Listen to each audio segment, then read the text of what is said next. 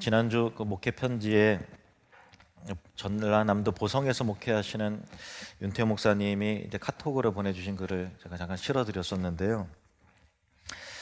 읽어보셨겠지만은 저는 이제 서울에서 화평교회에서 사역을 하다가 윤태호 목사님은 저랑 같이 부교육자 생활을 같이 했어요. 저는 이제 제천에 내려와서 담임 목회를 했고, 우리 윤 목사님은 보성에 가서 개척을 하셨는데 목회 참 잘하세요. 그런데 윤 목사님의 막내딸 이제 17살 다희 양이 학교 조퇴하고 병원 가려고 버스 기다리다가 급발진 차량에 치여서 바로 그 자리에서 온몸이 부서져서 죽었어요. 그래서 장례 문자를 보고 제가 너무 깜짝 놀랐어요. 그리고 나서 장례식 갔다 오고 장례 발인 끝나고 나서 그 다음 날 아침에 지난주죠. 윤 목사님의 카톡 글을 읽고서 많이 좀 눈물이 나더라고요. 또 얼마 전에는 우리 나혜준 집사님이 갑작스럽게 또 초청을 하게 되면서 우리에게 큰 또 아픔과 또 슬픔이 있었는데, 또 연이어서 참 이런 일이 있으니까 너무 많이 참 힘들고 눈물이 나더라고요. 그런데 다음 주가 우리 추수감사절이잖아요. 근데 그 글을 윤 목사님이 보내주신 글을 제가 다시 한번 읽어보니까 그 가운데 고마움, 감사라는 단어가 6번이나 나오더라고요. 짧은 글이었는데도. 그래서 제가 한 가지 깨달은 거는 그렇구나, 신앙이라는 것이 가장 큰 고통과 아픔 가운데서도 감사를 어떻게든 붙들고 찾는 것이 그 믿음의 삶이구나, 그런 거를 깨달았어요. 오늘 본문에 보면은 바울이 배 위에서 그 먹을 것을 가져다가 하나님께 축사하고 떼어 먹고 사람들과 나누는 장면이 나오는데요. 여기에서 사용된 축사라는 그 단어에 감사의 의미가 담겨져 있어요. 오늘 그 이야기를 나누려고 합니다. 근데 그 본문을 좀 더 깊게 살펴보기 전에 나눌 내용은 예수님께서 보여주신 감사에 대한 부분이에요.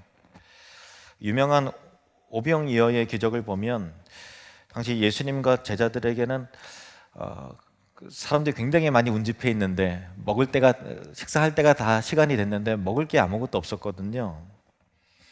5,000명 이상이 되었는데 5,000명이 먹어야 할 양식이 있긴커녕 어린 아이가 가져온 도시락, 그 안에들은 보리떡 5개, 물고기 2마리가 전부였어요.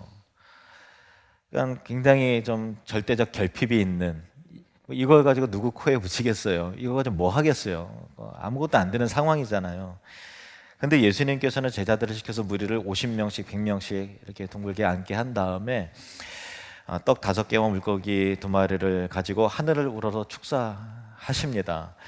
마가복음 6장 41절 말씀 보시면 예수께서 떡 5개와 물고기 2마리를 가지사 하늘을 우러러 축사하시고 떡을 떼어 제자들에게 주어 사람들에게 나눠주게 하시고 또 물고기 2마리도 모든 사람에게 나누심에, 여기 축사라는 단어가 이제 율로게오라는 그런 그 헬라어인데요, 감사하다라는 그 의미가 담겨져 있는 단어예요. 그러니까 감사하다, 찬양하다, 그런 의미예요. 그래서 식사 전에 하나님께 예수님이 감사 기도를 하셨다는 건데요, 한번 상상해 보시기 바래요. 5,000명이 있는 그 가운데서 물고기 2마리, 보리떡 5개는 얼마나 초라해요. 얼마나 정말 그 숫자에 비하면 이게 아무것도 아니잖아요. 너무나 보잘것없고 초라한 상황이었는데 양손에 보리떡 5개, 물고기 2마리를 들고 하늘을 바라보시면서 감사 기도를 드리시는 예수님, 이것이 오병이어 기적의 첫 출발점이었다는 것입니다. 마가복음 6장 42절에서 44절 말씀 보시면 다 배불리 먹고 남은 떡 조각과 물고기를 12바구니에 차게 거두었으며 떡을 먹은 남자는 5,000명이었더라, 이렇게 되어 있어요. 감사는 기적을 낳습니다. 우리 함께 고백해 보겠습니다. 감사는 기적을 낳습니다. 아멘. 감사할 수 있는 사람은 더 많은 감사를 드릴 수 있도록 하나님께서 그렇게 역사해 주신다는 거예요. 오병이어의 이 사건은 예수님의 최후의 만찬과 아주 닮아 있는 점이 많은데요. 예수님이 오병이어의 기적을 행하시기 전에 떡을 가져서 축사하시고 떼어서 무리들에게 나눠주셨잖아요. 가져서 축사하시고 떼어서 무리들에게 나눠주신 이 동일한 패턴이 마지막 제자들과의 마지막 만찬 가운데서도 동일하게 나타나게 됐는데요. 마가복음 14장 22절 말씀 보시면 그들이 먹을 때에 예수께서 떡을 가지사 축복하시고 떼어 제자들에게 주시며 이르시되 받으라 이것은 내 몸이니라 하시고 이렇게 돼 있어요. 여기에서 축복이라는 단어도 떡을 갖다 축복하시고라고 하는 단어도 율로게오라는 똑같은 단어인데요. 하나님께 감사했다라는 의미예요. 근데 예수님은 그 고난과 죽음을 앞둔 상황이잖아요. 이제 마지막 만찬을 나누시게 되면 밖으로 나가시게 되고 또 이제 예수님께 잡히시게 되고 십자가에 못 박혀 죽게 되시는 그 상황이잖아요. 근데 예수님께서 하나님께 감사하셨다는 거죠. 그리고 이 떡은 우리를 위해서 내어주시는 자신의 몸이라고 말씀하셨습니다. 예수님이 고난과 죽음을 통해서 구원을 우리에게 나눠주시는 데 있어서 제일 먼저 보여주신 신앙의 본은 감사였다는 것입니다. 이 바울 사도는 고린도 교회 성도들에게 예수님께서 행하신 이 성찬 마지막 만찬에 대해서 언급하면서 설명하는 이제 구절이 고린도전서 11장에 나오는데 거기 이렇게 되어 있습니다. 고린도전서 11장 23절 24절 말씀 보시면 내가 너희에게 전한 것은 주께 받은 것이니 곧 주 예수께서 잡히시던 밤에 떡을 가지사 축사하시고 떼어 이르시되 이것은 너희를 위하는 내 몸이니 이것을 행하여 나를 기념하라 하시고, 여기서 축사라는 단어가 앞에서 이 단어는 율로게어라는 단어는 아니고요, 유카리스테오라는 단어인데 감사라는 것이 더 의미가 더 깊게 담겨져 있는 단어예요. 훨씬 더 강조된, 감사가 강조된 단어예요. 그래서 영어 성경을 보면 given thanks 이렇게 돼 있어요. 감사를 드렸다라고 돼 있어요. 바울이 고린도전서를 기록했던 시기가 3차 선교 여행을 하면서 그 중간에 에베소라는 곳에 들렸는데 거기서 3년 동안 목회를 하면서 그 마지막 무렵에 고린도 성도들에게 편지를 쓴 것이 고린도전서예요. 그리고 나서 몇 년 지나서 바울은 복음 때문에 예루살렘에서 잡힙니다. 그리고 로마를 향해서 죄수의 신분으로 압송되어 가는 그 과정 가운데 있는 거예요. 알렉산드리아 배를 타고 지중해를 건너서 로마를 향해 갈 때 유라굴로라고 하는 큰 풍랑을 만나게 됩니다. 그때 2주 동안 14일 동안 거센 풍랑 앞에서 거의 죽을 지경까지 이르게 된 거예요. 속수무책, 아무것도 할 수 없는 완전 절망의 상황이었습니다. 그날 밤 하나님의 사자가 밤에 바울 곁에 서서 나타나 말씀하십니다. 사도행전 27장 24절 25절 말씀 보시면 사자가 말합니다. 바울아 두려워하지 말라. 내가 가이사 앞에 서야 하겠고 또 하나님께서 너와 함께 항해하는 자를 다 내게 주셨다 하였으니 그러므로 여러분이 안심하라. 나는 내게 말씀하신 그대로 되리라고 하나님을 믿노라. 천사가 바울에게 나타나서 반드시 내가 로마 형제 가이사 앞에 서야 되기 때문에 너가 죽지 않을 것이고 그리고 너와 함께 있는 이 배에 탄 모든 사람들도 단 한 사람도 생명을 잃지 않게 될 거다라는 말씀 주셨거든요. 그러니까 그 바울이 이 말씀에 확신을 얻고 담대함을 얻는 거죠. 그리고 그 평강에 대한 내용을 배에 탄 많은 사람들에게 나누는 그런 장면이에요. 제가 군대 입대하고 나서 훈련소에서 어느 교회를 찾아갔는데 그 교회에 조그마한 소책자가 있더라고요. 기독교 잡지죠. 소책자 나팔술이라고 하는 이 잡지 조그마한 책자였는데 그 앞에 작은 글씨로 그 표지 제 하단부에 작은 글씨로 뭐라고 써져 있었는가 하면은 사명자는 그 사명을 이룰 때까지 절대로 죽지 않습니다. 이렇게 돼 있더라고요. 저는 되게 그게 위로가 되고 안심이 됐어요. 사명자는 그 사명을 이룰 때까지 절대로 죽지 않는다. 같이 한번 따라오겠습니다. 사명자는 그 사명을 이룰 때까지 절대로 죽지 않습니다. 입대한 후에 그래도 또 두려움이 있던 제게 되게 믿음과 확신과 감동을 주었어요. 하나님의 위로와 힘을 얻은 이 바울이 사람들에게 용기를 북돋아 주는데, 그들은 지난 14일 동안 암흑과 절망의 바다 한가운데서 죽음과 흑암과 두려움의 공포에 떨면서 아무것도 먹지 못했기 때문에 바울은 이들에게 음식을 먹고 이제 기운을 차리라고 권하고 있습니다. 그 내용이 이렇게 기록되었는데요. 35절에서 37절 말씀.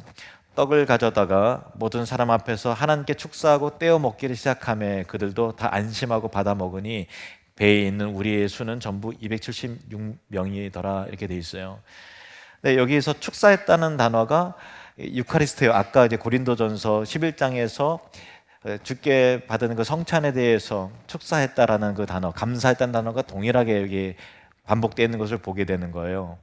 그러니까 영어 성경에 보면 gave thanks to God 이렇게 돼 있어요. 그러니까 하나님께 감사를 올려드렸다는 거예요. 바울이 떡을 가져다가 하나님께 앞에서 축사하고 떼어서 우리에게 나눠주는 모습이 성찬의 모습과 굉장히 유사하잖아요. 오병이어의 기적에 베풀어진 그 현장과 매우 유사합니다. 마지막 만찬과 유사합니다. 그리고 고린도서 11장에 있는 소개된 예수님의 성찬에 대한 언급과 매우 유사하잖아요. 떡을 가져서 축사해요. 하나님께 감사기도 드리는 거예요. 근데 이 현장을 보면은 정말 너무나 사회 소망이 없는 절망스러운 상황이잖아요. 14일 동안 엄청나게 고생했어요. 내일 일을 장담을 못해요. 사망의 그 죽음의 문턱 앞에 다 서 있는 가운데서 어떻게 될지 모르는 그런 상황 속에서 바울은 떡을 가져다가 하나님께 감사하고 믿음으로 함께 물을 향해 나누는 모습은 예수님의 성찬을 연상시킵니다.